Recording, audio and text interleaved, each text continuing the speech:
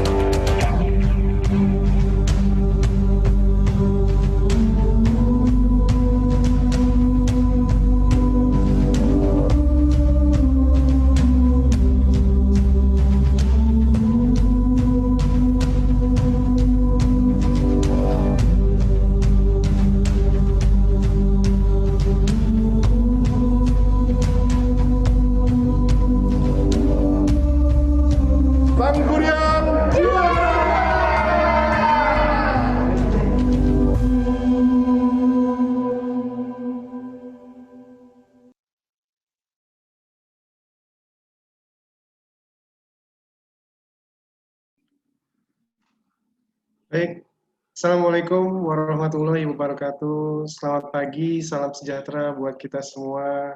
Senang sekali bisa kembali berada di Zoom untuk kita ngobrol-ngobrol santai bareng Sarah yang sudah berkenan untuk nanti sharing mengenai pengalaman-pengalamannya, baik itu dari sebelum bekerja di luar negeri, ketika lulus dari SMK, masuk ke Sangkuriang, itu nanti Sarah akan cerita bagaimana keseruan, suka duka, juga nanti ke teman-teman yang sudah hadir pada pagi hari ini.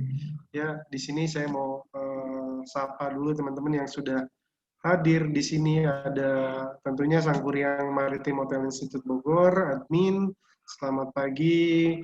Terus ada Dede, Nasrudin, terus ada Sari, ada Firna Rahel, ada Kusuma, ada Radita, ada Tommy Kuswandi, ada Radit Dwi, Arga, Mahendra, Ayu Maria Fatima, Maiske Francisca, Jelika Mutiara, dan Rizky. Selamat pagi semuanya. Salam sehat selalu buat kita semua. Semoga 1 jam ke depan kita akan ngobrol bareng Sarah ya. Nanti juga kita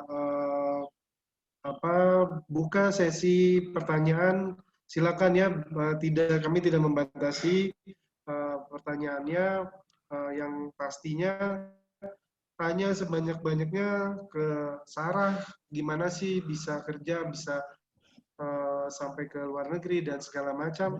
Itu nanti bisa kakak-kakak ataupun teman-teman yang ada di sini bisa tanya-tanya sama Sarah. Selamat pagi, Sarah. Pagi, Sir. Oke, Sarah, terima kasih ya sudah mau sharing di sini apa tema kali ini ya untuk tetap bisa apa bekerja ke luar negeri ya dengan Sarah. Terus juga saya lihat ininya Sarah ini unik ya. Maksudnya saya baca di itunya ini temanya ada kan yang kemarin-kemarin tuh kapal pesiar terus hotel terus Sarah nih ada lifeguard nih. Ya jadi lifeguard itu nanti coba kita dengar-dengar ya apa sih kerjaannya ngapain terus ya tanggung jawabnya seperti apa gitu ya. Boleh Sarah diceritain dulu dari dulu sebelum masuk Sangkuriang mungkin bisa cerita awalnya dari sekolah mana gitu, terus masuk Sangkuriang berapa lama. Silakan Sarah. Ya, sebelumnya selamat pagi ya buat semuanya. Saya cuma mau jadi awal sebelum ke Sangkuriang ini, saya kan sekolahnya di SMK Baranang Siang ya. Jurusannya juga sebenarnya nggak terlalu melenceng-melenceng banget sih dari Sarah masuk Sangkuriang. Sarah tuh masuk jurusan pariwisata. Setelah lulus itu awalnya itu kan masih belum tahu mau masuk mana. Jadi ada dua pilihan. Ada yang satu yang di Cipanas, ada yang satu yang Sangkuriang ini. Tapi karena ngelihat ada teman dekat masuk sana, terus rekomendasiin juga ke si mama, ya udah akhirnya kata mama masuk Sangkuriang aja lebih bagus apa segala macam. Aku masuk Sangkuriang, mulai dari awal di sana itu harus tes dulu, baru lewatin interview, ada tes kesehatan juga, sampai akhirnya resmi jadi mahasiswi Sangkuriang. Di Sangkuriang sih, aku ngerasa senang-senang banget ya, soalnya kan dapat pengalaman baru juga.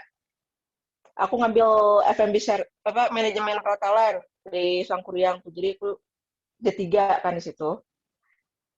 Terus, gimana ya? Ya pokoknya senang aja lah masuk Sangkuriang karena bisa belajar hal baru di perhotelan gitu.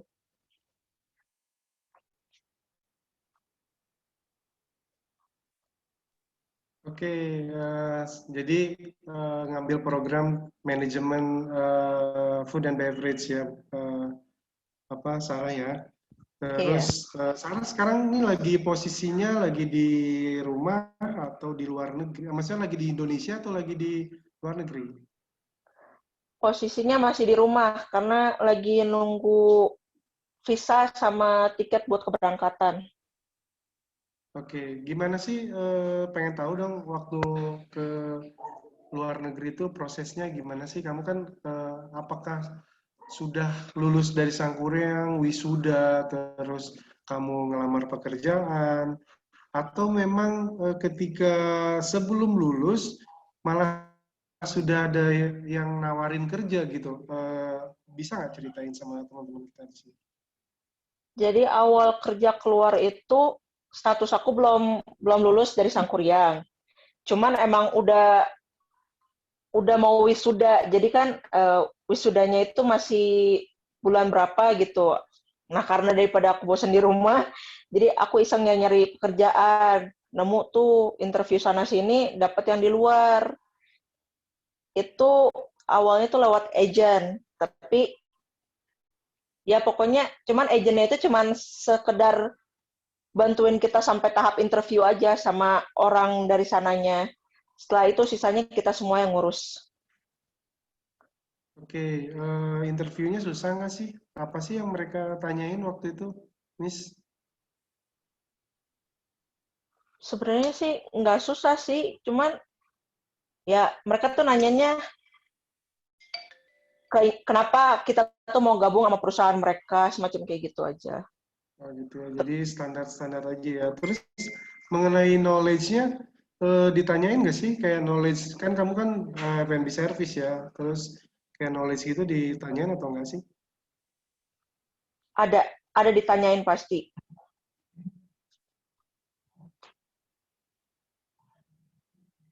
Ada ya, ditanyain ya. Terus Tanyain. komunikasinya waktu itu kamu pakai bahasa, kamu ngelamar di negara luarnya tuh yang di negara mana ya? Aku di waktu itu Dubai. Oh, di Tapi Dubai ya. sebelum keterima di Dubai, aku ada sempat ke ini juga interview beberapa tempat gitu. Oke, terus kamu memutuskan untuk gabung yang di Dubai ini ya, berarti ya. Eh, Bahasa Inggris berarti otomatis ini dong ya, apa interviewnya menggunakan bahasa Inggris ya. Terus kamu lancar waktu masuk Sangkuriang, kamu udah lancar bahasa Inggrisnya atau gimana sih? Dibilang lancar sih nggak lancar-lancar banget, tapi ya namanya pengen berusaha biar bahasa Inggrisnya makin bagus, dan kebetulan juga di Sangkuriang kan emang forcing harus pakai bahasa Inggris, jadi ya makin inilah,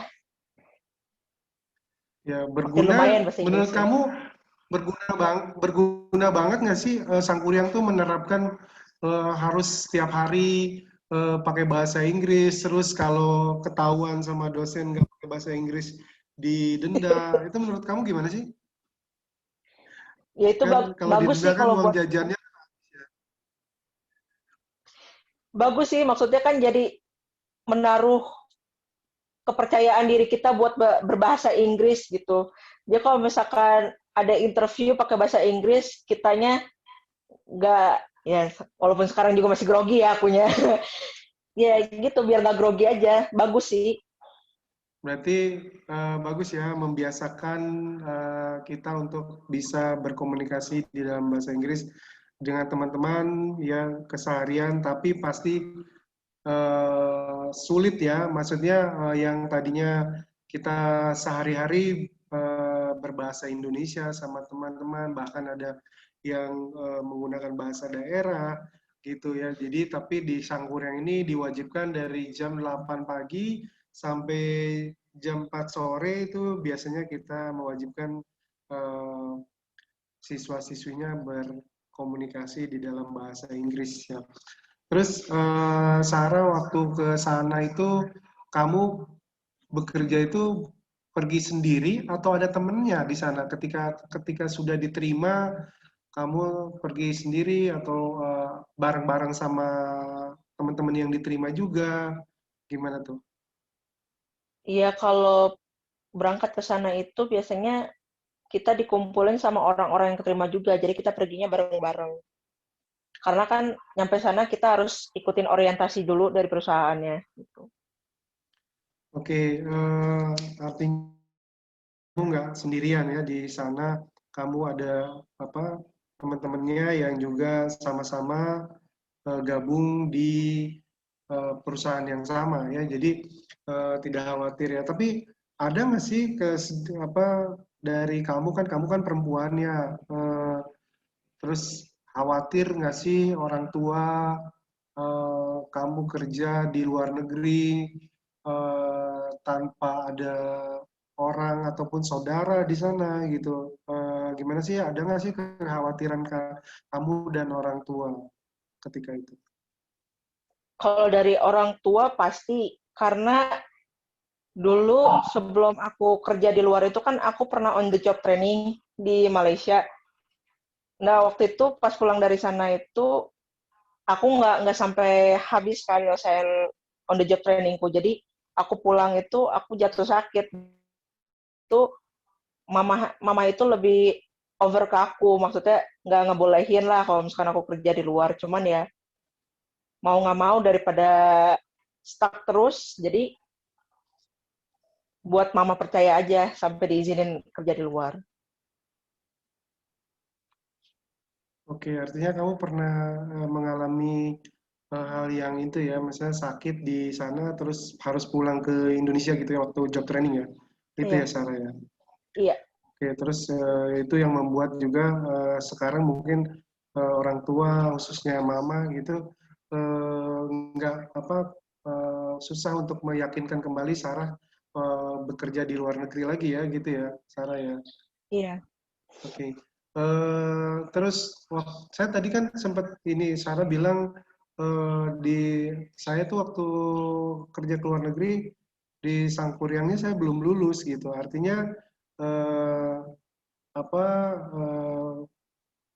waktu bekerja dan kuliah itu ngaturnya gimana tuh? Kan kamu belum lulus, masih ada pelajaran kah atau bagaimana?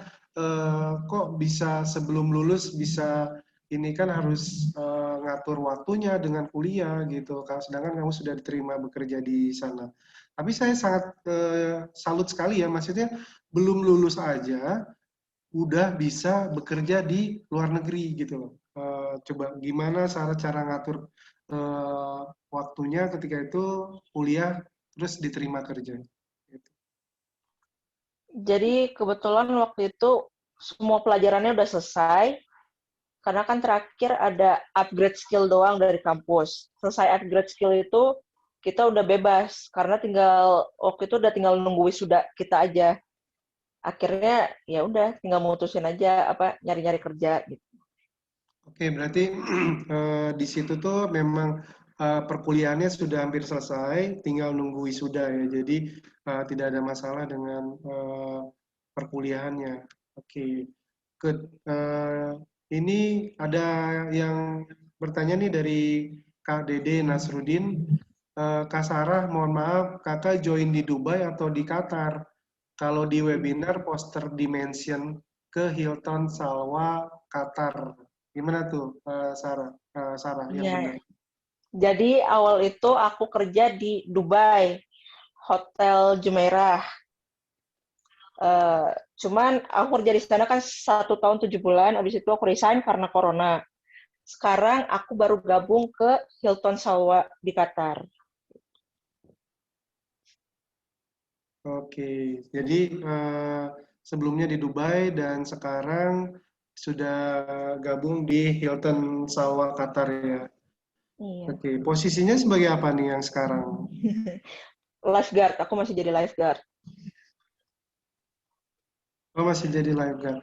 Oh ya, ini Iya. interesting nih ya, lifeguard. Kamu berarti kalau saya lihat di film-film ya, lifeguard itu kan kayak film Baywatch itu kan ngejaga di pantai ya gitu. Terus ataukah kamu sama di pantai atau hanya di swimming pool kayak gitu-gitu? Coba bisa sharing nggak ke teman-teman di sini? Ya sebenarnya bayangan lifeguard itu emang nggak jauh-jauh dari penjaga pantai sama penjaga swimming pools ya. Jadi kita tuh ada dibagi jadi 3. Ada yang shallow, especially saya berenang lebih. Tapi waktunya itu kurang dari 10 menit. Kalau aku karena aku ngambil yang shallow, jadi cuma 2 lap, tapi urusannya juga tetap bersangkutan sama jagain nyawa orang. Kalau misalkan ada yang tenggelam, apa segala macam kayak gitu. Wah, tanggung jawabnya besar sekali ya, maksudnya berkaitan ya berkaitan sama nyawa ya gitu. Jadi artinya kamu harus tahu ya gimana bagaimana cara menolong orang ketika yang tenggelam dan segala macam. Ada misalkan terjadi ketika berenang itu orangnya ada kram ataupun segala macam ya kamu harus tahu ya semua.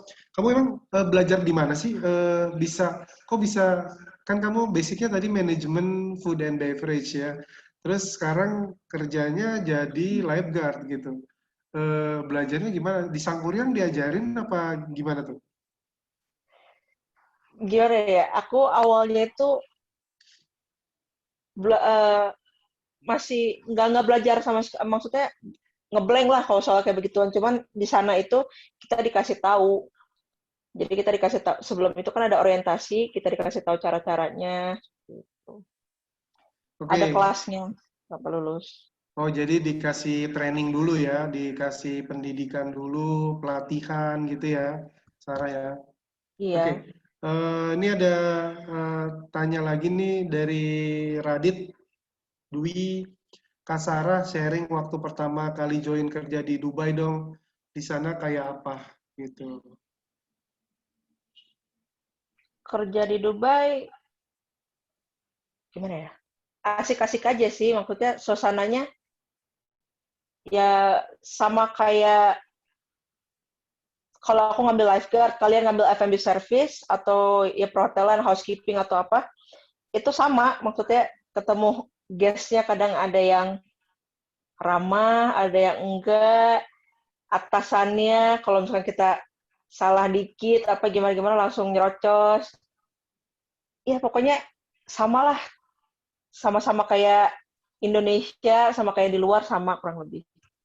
Oke, yang penting kitanya bisa membawa diri dan menjaga diri ya. Iya, Kurang lebih seperti itu ya Sarah ya. Jadi semuanya akan terkendali jika kita mengikuti selalu ya. Kalau di Sangkuriang itu kamu mungkin disiplin. yang always follow the rule gitu ya. Gitu ya. Yes. Nah, saya pengen tanya nih, kamu kan lifeguard, terus pernah nggak sih mengalami kejadian yang ya menolong orang yang hampir hilang nyawanya atau bagaimana? Punya pengalaman yang exciting seperti apa sih di sana itu menjadi lifeguard dan pengalaman yang mungkin seru, menegangkan kayak gitu-gitu, kayak gimana tuh Sarah? Untungnya kalau yang sampai kayak gitu enggak ya, cuman paling kan kecelakaan kayak itu karena kesalahan guestnya sendiri yang nggak mengikuti peraturan gitu biasanya. Kalau misalkan kita kan ada rules, cuman mereka nggak ikutin rules, akhirnya mereka kena sendiri, ya mau nggak mau kita lagi yang disalahin kadang. Kayak waktu itu ada yang namanya flowrider. Jadi kan di situ kan kita kayak main yang air yang kayak seluncuran gitulah pokoknya. Di situ kita udah kasih tahu, kita udah infoin apa yang harus dilakukan, apa yang tidak harus dilakukan. Tapi karena guest-nya kekeh, akhirnya dia cedera sendiri. Di situ palingan kita harus berhentiin airnya biar nggak kena ke orang guest-nya itu. Terus habis itu kita harus assist mereka ke klinik gitu-gitu aja sih palingan. Nggak nyampe cedera yang gimana-gimana. Ya, ya, ya itu ya mungkin pengalaman salah. Ada pertanyaan lagi nih dari Dede lagi nih ke Kak Sarah lewat agensi nggak untuk mendapatkan kerja di Qatar? Kebetulan kalau yang di Qatar, aku cuma dapat info dari teman, jadi kebetulan juga atasan yang dulu pernah kerja di Dubai itu kerja di Qatar juga, jadi aku langsung interview ke situ tanpa agent. Oke, jadi tanpa izin ya langsung direct sama yang pihak hotelnya mungkin atau yang kena atasan kamu tadi yang kamu bilang yang di Dubai ya, jadi nggak lewat agensi. Oke, terus kalau di sana itu semua fasilitas apa sih yang kamu dapat, Sarah, ketika bekerja di Dubai itu kemarin fasilitasnya? Fasilitasnya itu dapat mes, transportasi, makanan, pagi, siang, malam itu bisa dapat. Mau makan di kafeteria yang ada di mes, apa mau yang di tempat kerja itu bisa. Apalagi itu sih. Insuran gimana insuran? Dapat pasti. Pasti dapat ya. Terus Dapat. kalau boleh sharing nih, pengen tahu juga, saya kepo sih juga. Kalau masih muda kayaknya pengen juga sih ke kerja di sana. Pasti kan orang tujuannya bekerja adalah mencari uang ya gitu. Kira-kira gaji yang Sarah terima itu berapa sih per bulan? Kalau boleh sharing sama teman-teman. Kalau basicnya itu sekitar 5 sampai 6 jutaan ya. Itu belum termaksud sama service fee-nya. Jadi biasa kan suka dapat service charge segala macam. Jadi kalau basicnya itu sekitar 5 sampai 6 jutaan nanti sih. Oke, 5 sampai 6 juta ya. Itu kamu bersih dapat segitu sebulan ya. Kayak gitu. Oke. Terus kalau di sana itu kamu boleh misalkan lagi off gitu keluar atau jalan-jalan di negara di Dubai itu diperbolehkan ya? Boleh, boleh. Boleh ya. Terus ya tentunya kalau 5 sampai 6 juta per bulan ya kalau misalkan dihitung-hitung ya itu lumayan lah ya. Sarah udah bisa beli sawah mungkin ya, bisa beli eh, bikin kos-kosan gitu ya untuk nanti mungkin di apa di masa depannya yang bisa menghasilkan ataupun memperoleh passive income gitu ya. Jadi planningnya Sarah ke apakah masih mau berapa lama lagi nih untuk kerja di luar negeri sampai nanti mungkin mau pindah lagi kah ke kapal atau mau kemana gitu? Ada planning apa sih Sarah ke depannya setelah dari misalkan saya mau 5 tahun aja deh di Qatar gitu, terus saya pengen ke mana gitu. Kira-kira gimana planningnya Sarah? Pengennya sih pengen join juga ke kapal. Kalau kalau memang memungkinkan, mudah-mudahan. Jadi kalau misalkan ini nambah pengalamannya aja dulu di luar, mudah-mudahan kalau emang bisa pengen ke kapal. Ya kalau enggak ya bikin usaha sendirilah udah. Ya, kalau ke kapal saya yakin pasti bisa Sarah gitu ya. Tergantung sarannya nanti setelah di Qatar terasa cukup dan mungkin pengen cari suasana baru itu bisa ke kapal. Tapi untuk saat ini memang di masa pandemik ini banyak cruise ship ataupun kapal yang belum beroperasi dengan 100%. Ya, tetapi ini ada angin segar bahwa perusahaan ya kapal pesiar sudah bersiap-siap, mereka sedang melakukan vaksinasi terhadap kru membernya. Jadi semua kru member yang sudah terdaftar di agent ataupun di PT-nya mereka, tempat mereka bekerja, itu mereka akan melakukan vaksin.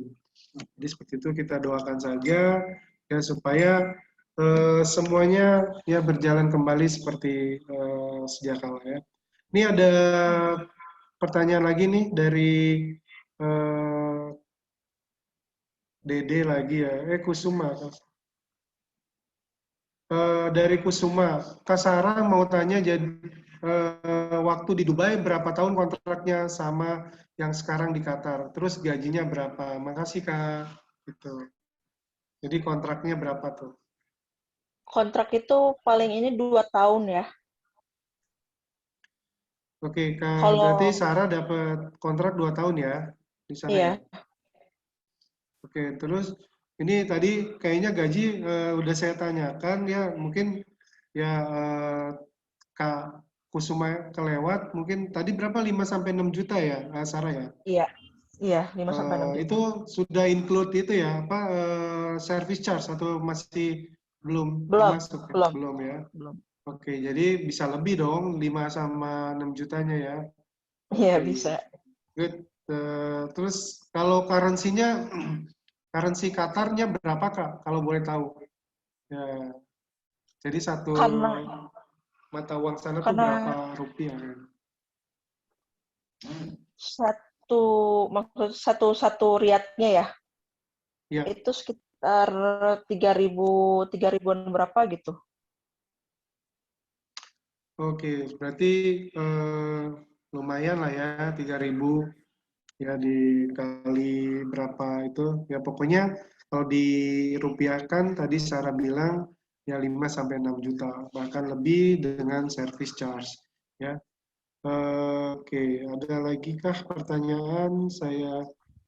Nah, kalau biaya hidup di sana mahal atau murah Kak? Gitu. Jujur aja di situ tuh mahal juga sih kalau di Dubai tuh. Ya, ada nggak makanan makanan Indonesia yang dijual di sana? Gitu, perbandingan harganya. Ada, tapi harganya ya jangan disamain nama yang di Indonesia ya. Yang pasti Ya. misalkan makan gado-gado aja itu bisa 20.000 lebih lah pokoknya. Wah, itu makan gado-gado 20.000 ya. Di sini bisa dapat dia 2 bungkus lah ya gitu. Kayak gitu.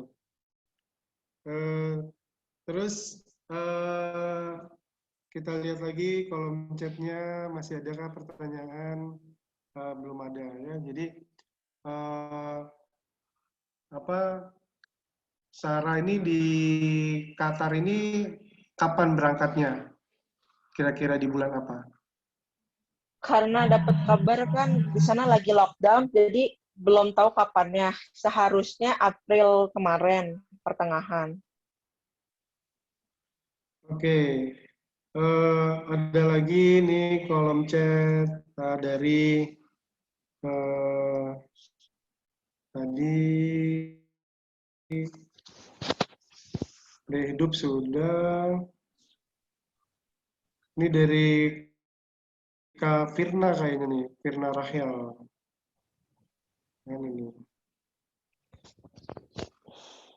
Kak Sarah ceritain waktu PKL dong, waktu itu di mana dan berapa lama. Terus sama suka dukanya Kak, gitu waktu PKL nih dari Kak Firna.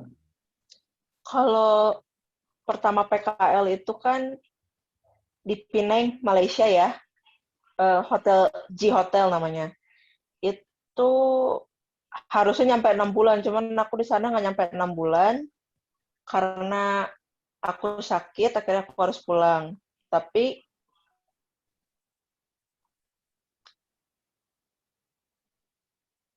kalau PKL kedua di Royal Tulip, Gunung Gelis, Bogor sini. Itu nyampe 6 bulan, posisi aku awalnya itu F&B service, tapi dipindah ke purchasing. Suka dukanya, kalau di luar ya suka dukanya nggak ada yang masakin sih, harus masak sendiri.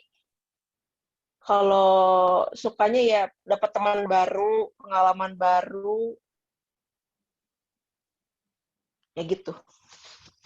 Oke, jadi itu ya sukanya banyak teman ya, jadi ketemu teman dan ini ya apa bisa ya menambah banyak relasi ya. Kalau banyak teman itu biasanya kalau ya nambah rezeki juga ya. Jadi kayak Sarah tuh tadi yang kerja di Dubai terus karena temennya ataupun atasannya pindah ke Qatar, sekarang rezekinya pindah di Qatar deh ya gitu.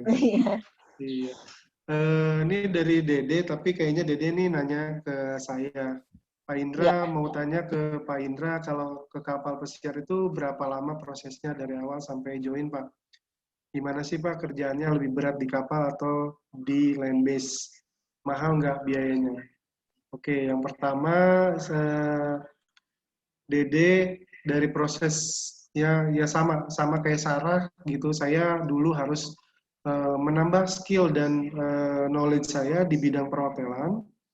Saya sekolah di perhotelan di sama kayak Sangkuriang ya di Jakarta, tapi dulu di Bogor belum ada, makanya kenapa ada Sangkuriang untuk mengakomodir ataupun memfasilitasi warga Bogor khususnya untuk bisa mendapatkan ataupun kesempatan peluang kerja di kapal pesiar. Nah, saya sekolah sama saya ambil program 1 tahun waktu itu ya.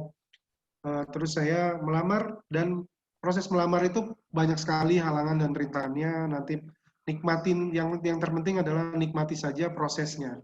Ya, nikmati prosesnya. Eh, saya melamar tidak langsung diterima ya. Bahkan sampai 3 kali saya 2 kali gagal, ketiganya saya baru diterima di perusahaan Holland American Line. Ya, jadi singkat ceritanya terus pokoknya prosesnya harus pelatihan BST, harus memiliki basic safety training, yang membuat seaman book, paspor dan segala macam itu harus terpenuhi ya. Pekerjaannya semua sama ya, land base dan sea base ya, itu hampir sama ya, karena semua jam kerja itu sudah diatur oleh organisasi labor ya, ILO ya, International Labor Organization. Jadi kalau lebih dari 8 jam ataupun 11 jam maksimal, itu akan ada sanksi dari ILO, ya, organisasi yang mengatur tentang buruh atau karyawan. Ya, jadi seperti itu. Terus biayanya mahal nggak sih?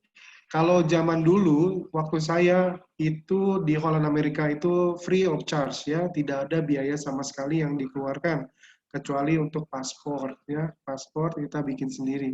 Visa itu semua biaya keberangkatan ditanggung oleh perusahaan. Ya, jadi kurang lebih DD seperti itu. Kalau mau ke kapal pesiar, bulatkan tekadnya, tambah ilmu pengetahuannya, latih skillnya, ya, di bidang perhotelan khususnya. Terus kembali ke Sarah, ya, dapat gaji nggak waktu OJT Kak Sarah gitu di luar negeri nih, di Penang sama di Indonesia gitu, ya. Dapat namanya gaji atau uang saku ataupun apa, coba bisa diceritakan ke teman-teman, ya. Jadi kita itu waktu di Penang itu dapat per orangnya itu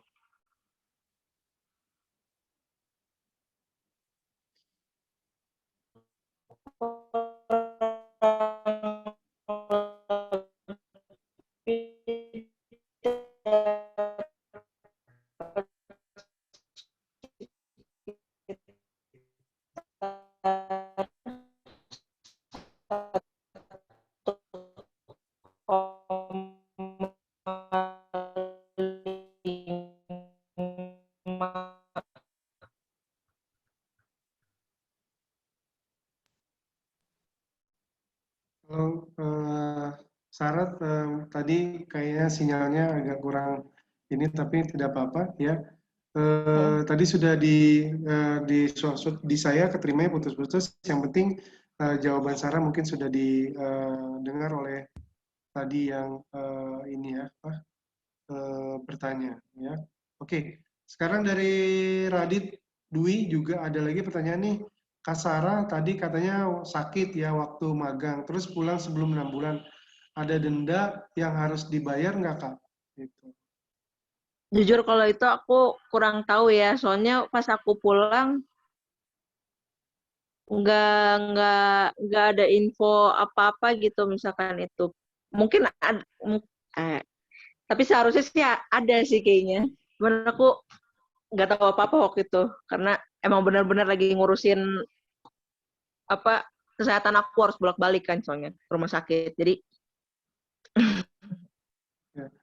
Oke, mungkin saya sedikit sharing aja. Kalau sakit itu biasanya tidak ada denda ataupun apa, ya, karena dulu juga saya di kapal pernah mengalami hal yang kurang baik, ya. Saya emergency pulang karena sakit, itu tidak didenda sama sekali. Malahan kalau memang mungkin kalau bekerja, ya, bekerja itu biasanya ada insurans, biasanya semua biaya pengeluaran hospitalnya itu akan di-cover oleh perusahaan. Seberapapun besarnya biaya, itu akan di-cover oleh perusahaan tempat di mana kita bekerja. Tetapi lain halnya dengan OJT, ya. Kalau OJT saya tidak tahu juga, eh, harusnya biasanya tempat itu akan bekerja sama dengan pihak insurannya. Jadi semuanya tidak ada yang dirugikan. Pihak hotel, ya, kita tidak menginginkan diri kita itu dalam keadaan sakit, ya. Jadi kalau memang sakit itu memang sudah tidak ada yang bisa uh, menyalahkan ataupun membuat sanksi terhadap orang tersebut, ya. Jadi seperti itu kira-kira kalau sakit itu tidak ada denda, ya, biasanya. Oke, belum ada pertanyaan lagi, ya, kita ngobrol lagi. Oke, Sarah, terus pas kamu pulang kemarin itu ke sini, apa kamu coba-coba ngelamar di hotel di Indonesia, atau hanya saya pengen istirahat dulu di rumah, pengen santai-santai gitu, kira-kira gimana? Setelah pulang dari Dubai itu, kamu kerja lagi atau hanya santai-santai di rumah dulu aja, menikmati waktu gitu? Sebenarnya sih waktu pulang ke sini itu aku ada apply ke tempat lain, cuman emang belum ada panggilan interview dari mereka gitu. Jadi ya karena nggak ada ini, ya palingan cuman bantuin saudara aku jualan online. Karena kan dia punya usaha kecil-kecilan, jadi aku bantuin saudaraku jualan. Oke, jadi tetap ada kegiatan ya, Sarah ya, sambil menunggu eh, diisi waktunya dengan ini online ya. Oke, masih ada waktu 15 menit. Ayo kalau teman-teman yang masih penasaran sama Sarah bekerja di luar negeri, terus waktu kamu OJT di mana? Di Pineng, terus OJT di Royal Tulip, ya. Apa sih perbedaan yang kamu rasakan apa ketika ada di Pineng dan ketika ada di Indonesia? Ada nggak sih perbedaan-perbedaan yang mungkin menurut saya enakan di luar negeri nih OJT-nya daripada di dalam negeri? Ada nggak perasaan-perasaan kayak gitu, Sarah? Nggak ada sih, kalau buat aku sih sama aja ya. Namanya juga pekerjaannya di bidangnya kurang lebih hampir sama, ya jadi enjoy-enjoy aja, maksudnya nggak ada yang beda lah Oke, buat aku. jadi sama aja ya, tergantung kita bagaimana ininya ya. Iya, Kalau eh, kitanya fine-fine aja dimanapun kita berada pasti akan lancar ya. Ini ada pertanyaan lagi nih dari Jelika. Apakah akan ada tugas lain yang diberikan selain pekerjaan yang sesuai dengan posisi kru gitu? Jadi mungkin Sarah nih kayak di sana kan sebagai lifeguard. Ada nggak pekerjaan lain yang bukan job desk-nya lifeguard itu diberikan ke Sarah waktu di sana itu? ada sih kayak misalkan kita mau closing atau waterparknya mau tutup, itu kita harus beres-beres. Jadi kita tuh bantu, istilahnya bantu semua ini semua departemen. Jadi nggak cuman departemen yang emang harus ngebersihin aja, tapi lifeguard juga harus ikut bantu ngebersihin, beres-beresin segala macam kayak gitu sih biasanya. Oke, Kecuali kecuali kalau lagi off day, terus ada sampingan, misalkan ada kita mau overtime, situ biasanya ada juga kayak bangket atau segala macam gitu. oke, jadi memang di semua pekerjaan tentunya di bidang hospitality ya, kita tidak bisa hanya itu bukan pekerjaan saya. Tetapi di sana itu lebih ke ini ya, kita tuh bekerja teamwork ya. Jadi siapapun yang membutuhkan pertolongan dari kita selain departemen itu biasanya kita akan diminta untuk membantu departemen yang sedang memang waktu itu hektik ya. Jadi Ya, ketika di bidang ini rame, kita pasti akan diminta bantuannya untuk membantu di bidang tersebut ya. Jadi tidak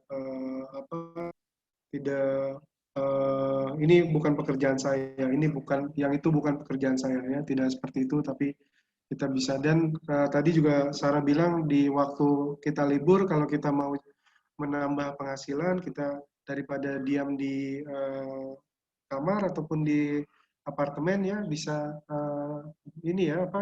mengajukan diri untuk membantu di hari kita sedang off ya, gitu ya, Sarah ya. iya. Oke, dari Radit, kakak kerja berapa jam satu hari? Liburnya berapa hari, Kak? Gitu. Sistemnya itu 1 hari libur, 6 hari kerja. Kalau kerjanya itu 8 jam sehari. 8 jam ya, berarti kalau lebih dari itu, hitungannya overtime ya? Iya. Oke. Terus motivasinya Kak Sarah mau kerja di luar negeri, kenapa tidak di Indonesia, Kak? Kan yang lebih dekat sama keluarga dan lain-lain gitu. Gitu. Jadi Justru pengen kerja di luar itu karena awalnya itu pengen nunjukin ke kakak aja kalau misalkan aku tuh nggak cuman kerjaannya ngerepotin orang tua lah, jadi istilahnya bisa kerja juga di luar, bisa nyari kerja sendiri, bisa mandiri gitu. Mendingan di luar, kalau di sini yang ada sama aja. oke ya, jadi lebih ke ingin membuktikan bahwa Sarah itu bisa bekerja dan bukan anak mama gitu yang mungkin ini ya apa selalu kalau terdekat dengan keluarga malah dianggapnya belum mandiri dan segala macam ya. Terus kalau ada nggak sih perasaan apa sedih dengan misalkan LDRan gitu sama orang-orang terdekat atau orang-orang terkasih gitu ya. Sedih nggak sih? Ada nggak? Gitu. Enggak, udah terbiasa. Udah kebiasa ya. Jadi karena memang teknologi juga semakin canggih ya. Eh, apa kita bisa berkomunikasi ya dengan melihat eh, wajah ya walaupun jauh ya di sana berbeda negara ya jadi seperti itu. Oke, Sarah terus nanti di Qatar ini dapat kontraknya sama 2 tahun juga. Iya, 2 tahun. Oke. Apa sih yang harus kamu perlengkapan apa sih yang kamu siapin? Kan mungkin ada perlengkapan-perlengkapan kamu yang mungkin kamu biasa beli di Indonesia, tapi di Qatar itu nggak ada. Biasanya apa sih yang kamu suka bawa ya kayak misalnya obat-obatan ataupun makanan-makanan khas misalkan sambal kayak gitu-gitu. Kamu suka bawa atau enggak sih ke sana tuh kayak gitu-gitu? Kalau obat-obatan pasti, karena takutnya di sana kan beda obat-obatan. Kanan sih aku bawa. Biasanya kalau pergi-pergi keluar kayak gitu, aku nggak pernah bawa makanan dari sini sih. Paling cuma bawa titipan doang. Titipan temen tuh biasanya kayak sambal terasi, kayak gitu-gitu. Kalau akunya sendiri Oh jarang. iya.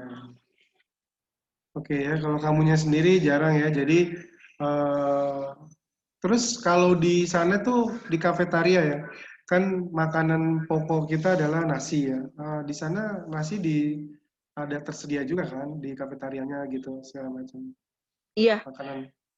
nasi. Oke. Tapi kalau di sana itu kebanyakan emang lebih banyak makanan India sih. Tapi nasi Oh juga iya. ada. Nasi juga ada. Oh berarti kari gitu ya kalau makan-makan India tuh terus kayak roti canai gitu ya, pakai kari Iya, gitu-gitu ya. iya. Oh, iya iya.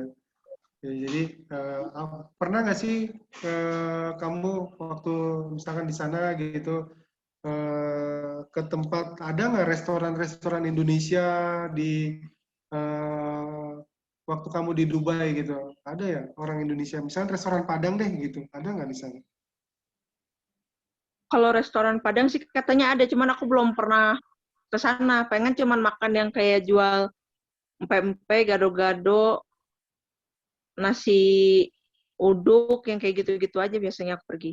Oke, artinya kalau ketika ya teman-teman di sini, kenapa saya nanyain makanan ya? Karena kan kadang-kadang satu saat di mana kita sedang kangen dengan makanan-makanan Indonesia, jadi nggak usah khawatir ya. Di sana berarti tadi Sarah udah bilang ada pempek, ada gado-gado gitu ya, gitu dan yang lain-lainnya. Jadi kalian masih bisa merasakan makanan-makanan dari eh, negara kita sendiri ya. Oke, terus ya eh, ketika kamu gajian itu gajinya itu diterima secara cash atau transfer kah? Dan gajiannya itu di dalam kan yang saya tahu ada beberapa perusahaan yang gajinya itu dibagi menjadi dua. Jadi per 2 minggu itu gajian gitu. Gimana sih sistem payday-nya kamu di sana, Sarah? Iya, jadi kalau kita itu di sana baru pas lagi masa orientasi itu kita dikasih eh, formulir, jadi kita suruh isi itu buat bikin ATM di sana. Jadi kalau gajian yang belum punya ATM pasti langsung dikasih cash, kecuali yang ATM-nya udah jadi ditransfernya ke ATM itu. Yang kerjasama sama perusahaan ATM yang kerjasama sama perusahaan itu maksudnya. Jadi kalau gaji di sana itu bukan yang kayak 2 minggu dikasih apa kayak gitu. Ini sama kayak di Indonesia yang sistem itu yang kayak akhir bulan gajian. Oke, ATM-nya bisa dipakai di semua negara, termasuk Indonesia atau gimana Sarah? Bisa dipakai di Indonesia, cuman nariknya hanya di salah satu bank aja. Oh gitu, berarti cuma salah satu bank di Indonesia yang bekerja sama dengan perusahaan tersebut ya Sarah ya? Iya, Gitu. Gitu. Dan kalau narik di Indonesia kan otomatis kena sudah potongan. dikarensikan dengan uh, uang Indonesia ya. Jadi ketika kamu punya saldo di bank tersebut dengan mata uang di Dubai, ketika di Indonesia itu sudah dikarensikan, misalkan nanti ke debitnya berapa ya. Jadi seperti itu ya, Sarah ya, kurang Iya, lebih ya. Oke. Eh, Teman-teman masih adakah yang ingin ditanyakan ke Kak Sarah di sini? Oke, ya. Untuk informasi lebih lanjut dapat menghubungi nomor admin ya, Sangkuriang, teman-teman yang ada di sini yang mungkin masih penasaran dengan tanya-tanya ke Kak Sarah ataupun tanya-tanya tentang Sangkuriang juga di admin ya. Kalau misalkan Sarah boleh share media sosialnya ke teman-teman yang ada di sini biar mereka nanti kalau misalkan masih penasaran dan pengen secara personal takutnya malu nanya di sini ataupun belum kepikiran sekarang mau nanya apa nih ke Kak Sarah. Terus tiba-tiba pas udah selesai Zoom ini baru kepikiran, oh tadi kayaknya saya mau nanya ini ya sama Sarah ya. Tapi gimana ya cara ngehubunginya? boleh. Mungkin dia bisa di-share Instagramnya ataupun Facebooknya ataupun apa di kolom chat. Silakan Sarah bisa di-share ke teman-temannya yang ada di ini. Gitu. Baik, Sir.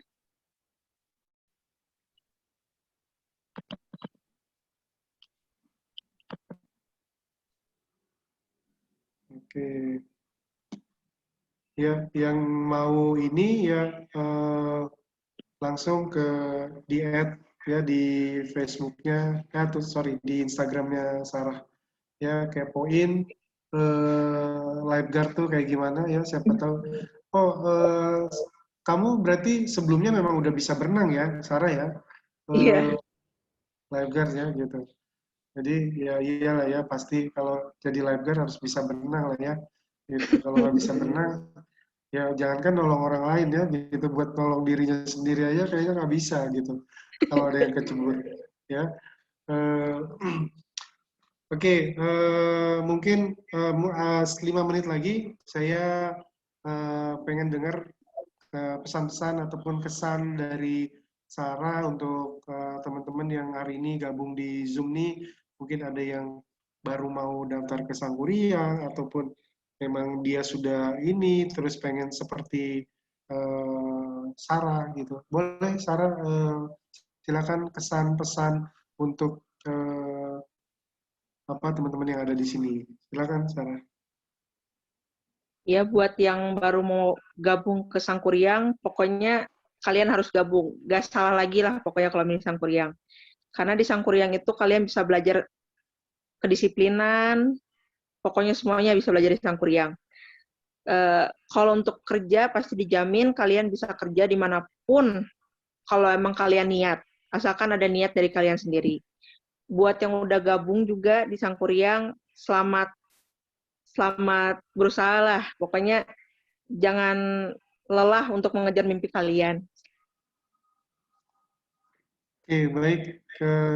Terima kasih Sarah untuk sharing sessionnya.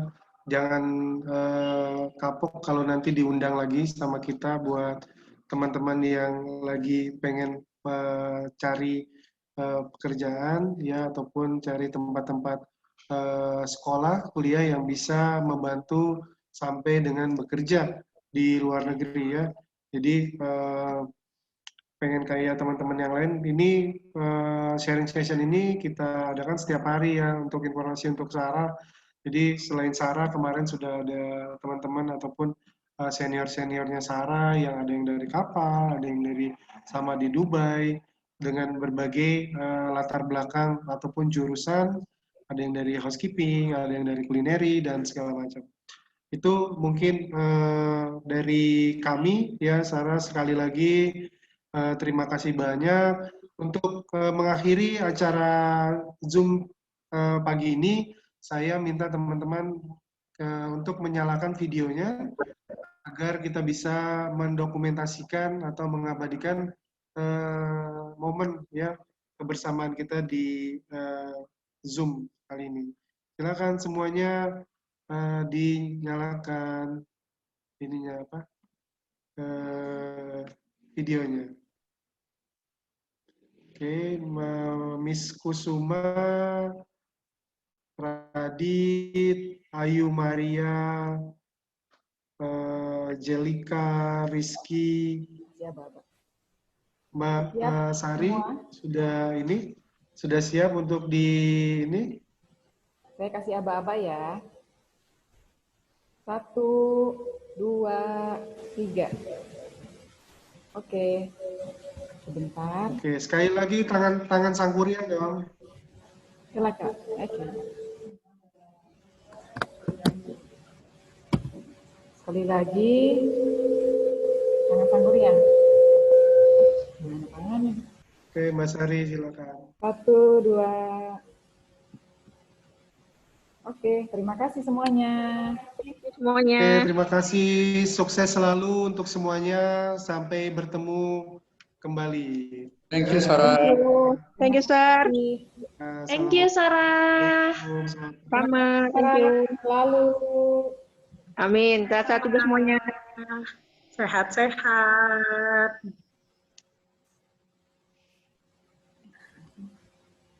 Bye, Sirna.